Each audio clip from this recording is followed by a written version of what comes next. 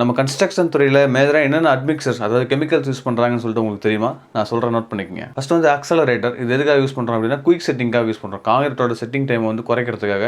நார்மலாக ஒரு காங்கிரீட் வந்து 30 மினிட்ஸ் அப்படின்னா இது வந்து 20 மினிட்ஸில் செட் ஆகிடும். செகண்ட் வந்து ரெட்டார்டர்ஸ். இந்த ரெட்டார்டர்ஸ்ன்றது ஆக்சலேட்டருக்கு அப்படியே ஆப்போசிட்டு.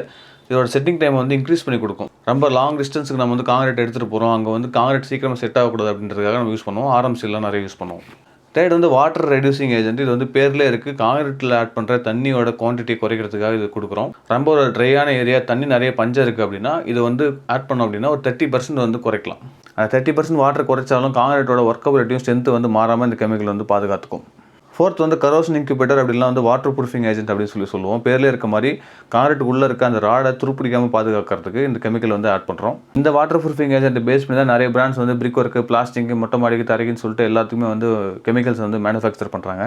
ஃபிஃப்த்து வந்து சூப்பர் பிளாஸ்டிசைசர். இது எதுக்காக யூஸ் பண்ணுறோம் அப்படின்னா நான் ஆல்ரெடி சொன்ன மாதிரி வாட்டர் ரெடியூசிங் ஏஜென்ட்டோட அட்வான்ஸ் வெர்ஷன் தான் இந்த சூப்பர் பிளாஸ்டிசைசர். இதுவும் சேம் காங்கிரீட்டோட வாட்டர் சிமெண்ட் ரேஷியோ குறைக்கும், ஒர்க்கபிலிட்டி அதிகமாகவும், ஹனிகோம்பு வராமல் பாதுகாக்கும். நெக்ஸ்ட் வந்து ஏர் என்டர்னிங் ஏஜென்ட். இது எதுக்காக யூஸ் பண்ணுறோம் அப்படின்னா காங்கிரீட்டுக்குள்ளே நிறைய ஆர்டிஃபிஷியல் பபிள்ஸ் வந்து கிரியேட் பண்ணிவிட்டு அந்த காங்கிரீட்டை வந்து ஒரு லெஸ் வெயிட் காங்கிரீட்டாக வந்து நம்ம கிரியேட் பண்ணுறோம். இந்த ஏஏசி பிளாக்ஸ்லாம் வந்து இது பேஸ் பண்ணி தான் தயாரிக்கிறாங்க. அதே மாதிரி செல்ஃப் காம்பாக்டிங் காங்கிரீட்லேயும் வந்து இது வந்து யூஸ் பண்ணுறாங்க. நெக்ஸ்ட் வந்து பம்பிங் ஏஜென்ட் அப்படின்னா விஸ்காசிட்டி மாடிஃபை ஏஜென்ட் அப்படின்னு சொல்லுவாங்க. இது வந்து நிறைய ஹைரேஸ் பில்டிங்கில் காங்கிரீட் ரைஸ் பண்ணும்போது அந்த பைப்பில் ஃப்ரீயாக போகிறதுக்காக அதோட விஸ்காசிட்டி அதிகரிக்கிறதுக்காக இந்த ஏஜென்ட்டை வந்து யூஸ் பண்ணுவாங்க. இது காங்கிரீட்டோட ஸ்ட்ரென்த் எதுவும் பாதிக்காது, அந்த காங்கிரீட்டோட ஃப்ளோ மட்டும் இன்க்ரீஸ் பண்ணி கொடுக்கும். நிறைய பைப்ஸில் மல்டி ஸ்டோரி பில்டிங்கில் கொண்டு போகிறதுக்காக யூஸ் பண்ணுவாங்க இதை.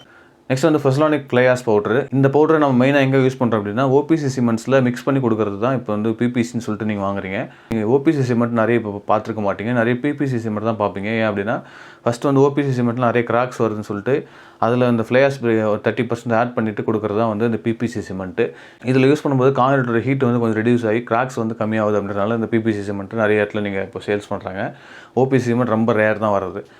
ஸோ இது இல்லாமல் நிறைய கெமிக்கல்ஸ் யூஸ் பண்ணுறாங்க. பட் மேஜராக வந்து இந்த கெமிக்கல்ஸ் தான் வந்து இந்தியாவில் நிறைய இடத்துல யூஸ் பண்ணுறாங்க. மீண்டும் சந்திக்கலாம். நன்றி.